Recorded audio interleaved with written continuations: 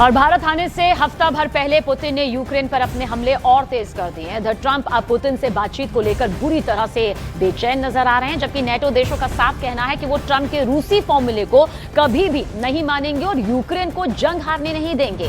हालांकि रूस ने कम से कम 200 मोर्चों पर यूक्रेन के चीथड़े उड़ाकर रख दिए हैं, जबकि रूस को परमाणु धमकी देने वाले ट्रंप की बोलती बंद हो गई है। दावा यह किया जा रहा है कि ट्रंप के विशेष दूत स्टीव विटकॉफ की एक कॉल लीक की वजह से ट्रंप का पूरा परमाणु प्लान कुछ इस तरह से फेल हो गया।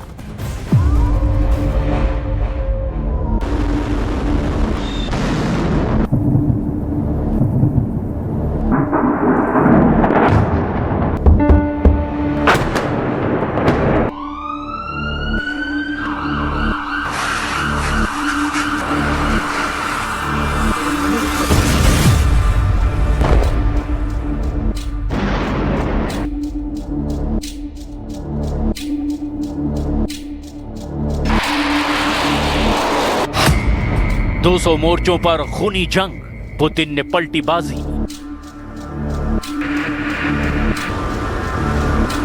पुतिन ने वाकई रूस यूक्रेन जंग में बाजी पलट कर रख दी है। जिस रूस ने 24 फरवरी 2022 को यूक्रेन पर भीषण हमले शुरू किए थे, आज उसी रूस की शर्तों पर युद्ध विराम की बातें हो रही है। हैरानी की बात तो ये है कि शांति समझौते को लेकर हो रही बातचीत के बीच रूस ने पूर्वी यूक्रेन के 200 मोर्चों पर अब भयंकर हमले शुरू कर दिए हैं। यूक्रेन की राजधानी कीव समेत यूक्रेन के 20 से ज्यादा शहरों पर रूसी हमलों ने कोहराम मचा दिया है। हम आपको दिखाने जा रहे हैं कि कैसे पुतिन ने पहले ट्रंप को अपने युद्ध जाल में फंसाया और फिर यूक्रेन पर तीखे हमले करके 32 देशों वाले नेटो को उसकी औकात दिखा दी है। आज यूक्रेन से लेकर यूरोप तक और यूरोप से लेकर अमेरिका तक सभी पुतिन के जंगी पैतरों के सामने चित हो चुके हैं। हम आपको दिखाने जा रहे हैं कि पूर्वी यूक्रेन के 200 मोर्चों पर कब्जा करके कैसे रूस पूर्वी यूक्रेन के लगभग 55% इलाके पर कब्जा करने वाला है। इस वक्त रूस यूक्रेन के डोनेट्स्क, खेरसोन, खार्किव, सुमोय, चर्निव, जापोरेजिया, लुहांस्क और कुपियांस्क में चुन चुन कर उन इलाकों पर हमले कर रहा है जहां यूक्रेनी सेना सबसे ज्यादा टक्कर देने की कोशिश कर रही है।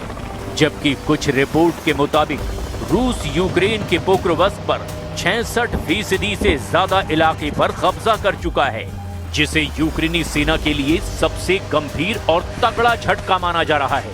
हैरानी की बात तो ये है कि हारते यूक्रेन को जिताने के लिए यूरोप और नेटो के 10 से 12 देश अभी भी एड़ी चोटी का जोर लगा रहे हैं, जिसमें नेटो देश Germany, France, Britain, Poland, 3 Baltic देश हर हाल में रूस की जीत को रोकने की कोशिश में जुटे हैं।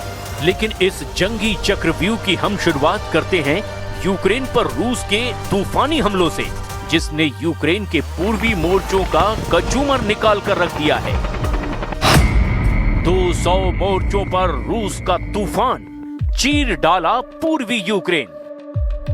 हम आपको पिछले 24 घंटे में रूसी हमलों का वो सच दिखाने जा रहे हैं जिससे साबित हो रहा है कि रूस शांति समझौते से पहले ज्यादा से ज्यादा पूर्वी यूक्रेन के इलाकों पर कब्जा करना चाहता है। दावा तो यहां तक किया गया कि अमेरिकी राष्ट्रपति ट्रंप से मिले संकेतों के दम पर रूस ने यूक्रेन पर हमले 10 से 15 गुना तेज कर दिए हैं। आखिर यूक्रेन की आड़ में अमेरिका रूस के साथ कौन सा खेल खेल रहा है? पहले आप ये देखिए, रूस ने 24 घंटे में यूक्रेन पर कहां-कहां और कितने हमले किए हैं। पिछले 24 घंटे में रूसी सेना ने पूर्वी यूक्रेन के कम से कम 8 बड़े इलाकों पर तूफानी हमले किए हैं। दावों के मुताबिक यूक्रेन में लड़ाई तेज होने के साथ ही एक दिन में 200 से ज्यादा झड़पें हुई हैं। यूक्रेन की सेना का कहना है कि पिछले 24 घंटों में 216 मुठभेड़ें हुई है, जो पिछले हफ्तों में सबसे भीषण जंग है। दावों के मुताबिक रूस ने 41 हवाई हमले किए, 100 से ज्यादा गाइडेड बम से हमले किए, 3100 से ज्यादा आत्मघाती ड्रोन से हमले किए। यूक्रेनी ठिकानों और कस्बों पर लगभग 3000 तोप के गोले दाग दिए गए। कई मोर्चों पर यूक्रेनी और रूसी सेना के बीच आमने सामने की जंग हो रही है, जिसमें स्लोबोजांस्की, कुपियांस्क, लाइमन, क्रामाटोर्स्क, कोस्टियांटिनिवका, पोक्रोवस्क, हुलियापोल और ओरिखीव में भी भीषण लड़ाई और बड़ी झड़पें हुई है। सेना ने आगे बताया कि लीमन और पोक्रोवस्क में सबसे ज्यादा खूनी हमले हुए हैं। यूक्रेनी सेना का यह दावा है कि रूस को काफी नुकसान हुआ है। पिछले 24 घंटे में अकेले पोक्रोवस्क क्षेत्र में 126 रूसी सैनिक मारे गए या फिर घायल हुए। यूक्रेन की सेना ने कहा कि सबसे भीषण लड़ाई जापोरेजिया के दक्षिण पूर्वी क्षेत्र के रणनीतिक शहर हुलियापोल में हुई है, जहां रूसी गोलाबारी और ड्रोन हमलों में वृद्धि के बीच में सेनाएं जमीन से हर मीटर के लिए संघर्ष कर रही हैं। यूक्रेनी सशस्त्र बलों के जनरल स्टाफ ने दावा किया कि उनके बलों ने पिछले दिन 1140 रूसी सैनिकों को मार डाला या फिर घायल कर दिया।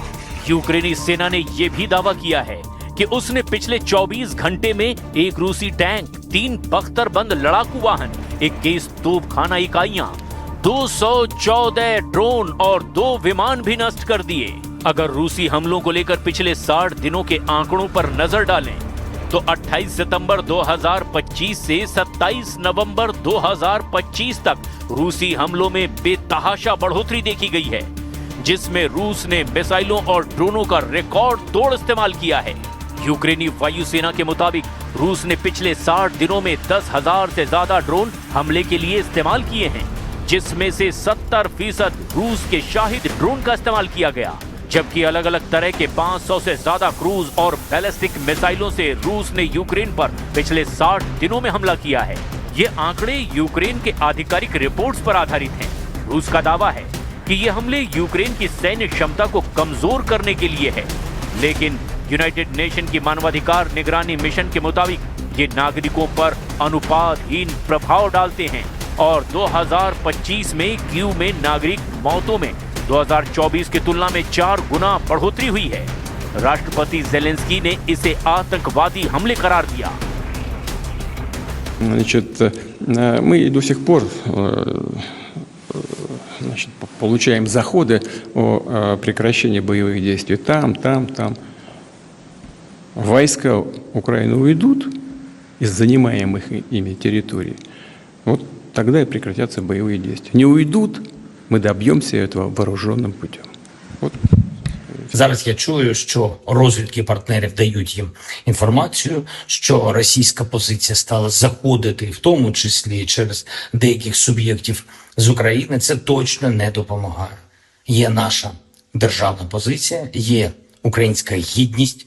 Рухатись треба так, щоб її посилити, а не підважити. Розраховую, що мене почують зараз ті, кого це стосується. रूसी हमलों से यूक्रेनी शहरों में हाहाकार मचा हुआ है। रूसी सेना ने पूर्वी यूक्रेन के डोनेस्क में वासियुकीवका गांव पर कब्जा कर लिया और पोक्रोवस्क के 66% हिस्से पर नियंत्रण मजबूत कर लिया। सीवर्स्क में रूसी सेना को जबरदस्त बढ़त मिली है, लेकिन यूक्रेन ने कुपियांस्क में रूस के खिलाफ जवाबी हमला किया है, जो लगभग 25 वर्ग किलोमीटर में हो रहा है। रूसी सैन्य टुकड़ियां यूक्रेन के वावचांस्क के 80% हिस्से पर कब्जा करने के करीब हैं, लेकिन यूक्रेन ने कुछ मोर्चों पर वापसी करने का भी दावा किया है। रूसी सेनाओं ने गुलियापोल के उत्तर में बढ़त हासिल की है। У нас угрозой по-прежнему остается и стремление НАТО затащить в свою орбиту Украину. Членство этой страны в агрессивном военном альянсе, который провозгласил своей целью, так сказать, Россию, назвав ее угрозой безопасности во всех операционных средах, для нас неприемлемо. Я повторю еще раз, потому что суть деятельности НАТО – это противодействие нашей стране. रूस यूक्रेन युद्ध खत्म करने के अमेरिकी राष्ट्रपति डोनाल्ड ट्रंप के विवादास्पद योजना पर यूक्रेन के राष्ट्रपति जेलेंस्की भड़क गए हैं। यूरोप ने भी इस प्रस्ताव पर असहमति जाहिर की है। ऐसे में प्रस्ताव के लागू होने से पहले ही विवाद बढ़ गया है। अमेरिकी सीनेटरों ने भी इसकी कड़ी आलोचना की है। वहीं जर्मनी के फ्रेडरिक मर्ज ने तो दो टूक कह दिया है कि नेटो किसी भी कीमत पर रूस को जंग नहीं जीतने देगा। पिछले 1 साल से रूस ने पश्चिमी रूस के कुर्स्क इलाके से यूक्रेनी सेना को पूरी तरह खदेड़ दिया है। अगर हम डॉनबास इलाके की बात करें तो इसके 78% इलाके रूस के कब्जे में हैं। डोनेस्क और लुहांस्क को मिलाकर पूरा डॉनबास पूर्वी यूक्रेन में आता है। यहाँ पर रूस की जबरदस्त बढ़त है और ऐसे हालात में अब रूस ने एक बार फिर से कुर्स्क इलाके में उत्तर कोरिया के सैनिकों को जंग में उतार दिया है। नॉर्थ कोरिया की सेना रूस के लिए यूक्रेन के खिलाफ न केवल युद्ध कर रही है बल्कि वो कुर्स्क क्षेत्र में बारूदी सुरंगों को भी हटा रही है। इस मदद पर रूसी सेना ने किम जोंग उन की आर्मी को थैंक यू कहा है। उसने कहा कि वो बहुत बहादुर हैं और हम इस मदद को कभी नहीं भूलेंगे।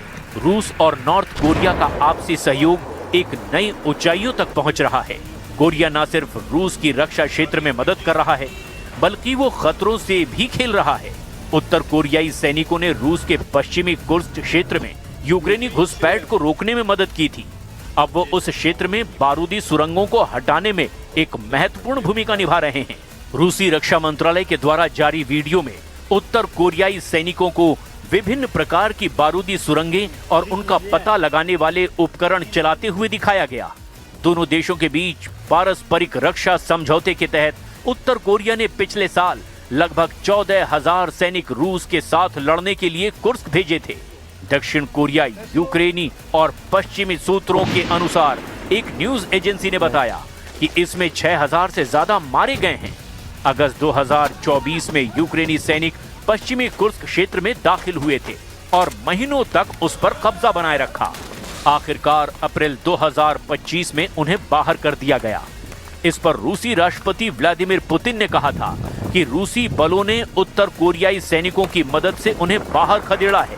अब कुर्स्क में फिर से रूसी सैनिकों के साथ मिलकर उत्तर कोरिया ने मोर्चा खोल दिया है।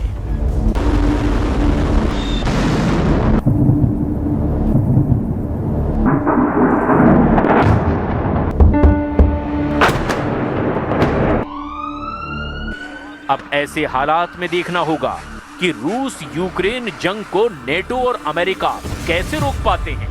फिलहाल पुतिन ने तीखे हमले करके बाजी पलट दी है।